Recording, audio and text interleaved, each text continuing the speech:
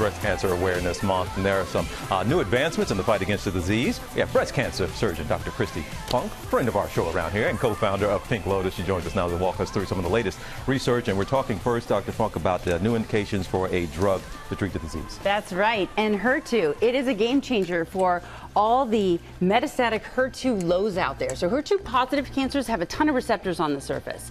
80% of cancers don't have, they're HER2 negative. But if you look closer, some of them have a few receptors. These are your HER2 lows, and they are annihilated by the drug Enhertu, which is an antibody associated with a chemo. And like a missile, that antibody hits the cancer cell, which then is tricked into letting it inside. It doesn't know the chemo is there to kill it, which it effectively does. Wow. And then the marble gets released, or the chemo, and it can literally just roll on over to the cancer cell next door and kill it. So it is increasing survival rates. If you're HER2 negative, ask your doctor if you are not, in fact, HER2 low. It's a new subcategory. We were wondering how that was going to work. Yes, that worked you well. sold us. Yes, All right, we've got another one here that's talking about how changes in how to diagnose breast cancer. We are making huge strides in precision medicine. So if you've ever had a solid tumor cancer, so lung, liver, prostate, breast, this test can help you monitor for recurrence early. If you have active disease, it can let you know if the therapy is working or not, or if you have a big decision like, I already got rid of the cancer with surgery. Do I really need the chemotherapy? Signatera can help give you answers. Your doctor has to order it, or go to tumordna.com to order it yourself.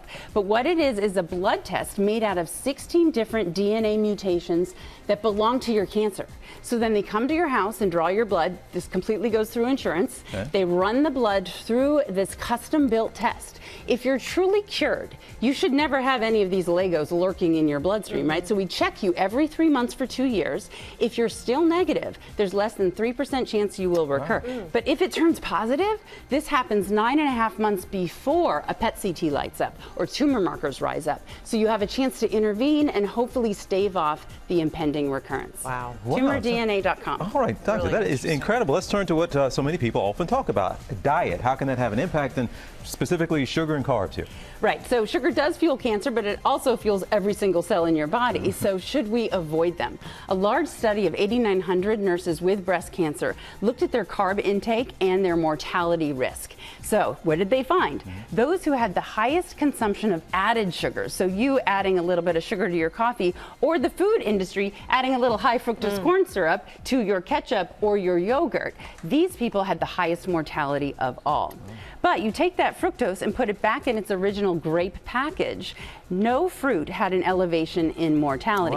You take the fruit and divorce it from its fiber and put it into juice form. These are your second highest mortality groups, the juice consumers. Similarly, if you keep the whole grains, so whole wheat bread, whole oats, these people had no increase in mortality. You divorce the bran and the germ and you grind it into white rice and instant oats. Instantly, your blood sugar rises, your insulin rises, and your mortality goes up. The one and only group that actually had a drop in mortality for high consumption was the vegetable consuming group, which is why I always say, eat plants, crush cancer. That's amazing. There is one more magical food, though, that I want to tell you about. Tell us about this. This is the one I've been very curious about, mushrooms, and a study associated with. Right. It's not a fruit or a vegetable. It's a fungus. So the study showed that high versus low mushroom consumers had 30% less breast cancer. So shroom it up. Shroom it up. What is high consumption of, what would that be considered? A serving a day. Literally, one study showed that a half a white button mushroom a day decreased breast cancer. So just small amounts. Okay. And we can't ever forget here, it helps to have a support group. Indeed it does. So studies show that those who have higher levels of psychosocial support indeed have less mortality from breast cancer. And who doesn't want longevity and friends? So I encourage everyone to go to pinklotus.com and look for your local chapter. There are 25 throughout the country where we come together to hike, bike, cook, and kick cancer. Or find your breast buddy, where thrivers come together for support and friendship. Oh, Dr. Funk, this is incredible. Thank you so much for sharing. Thank you so much. Thanks for being here.